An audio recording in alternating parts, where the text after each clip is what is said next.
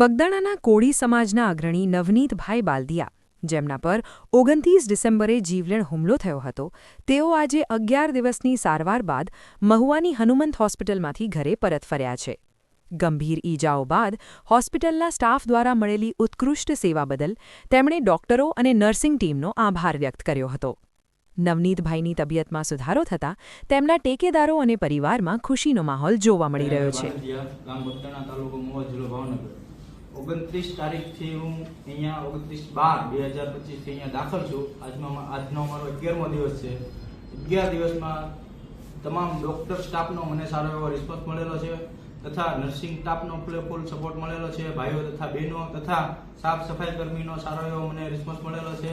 હનુમંત હોસ્પિટલમાં હું છેલ્લા 11 દિવસથી દાખલ છું. આજે મને રજા આપવામાં આવી છે. સારી રીતે મારી અહીંયા હનુમંત હોસ્પિટલની સારી એવી કામગીરી છે. સારી મારી આમ સેવા દરેક રીતે સારી કરેલી છે. એમાં હું ખુશ છું. દરેક દર્દીઓને હું એવું કરીશ, કોઈ પણને કાંઈ પણ તકલીફ હોય તો અહીંયા આવી એમની સારવાર કરાવે. અહીંયા સારામાં સારું છે.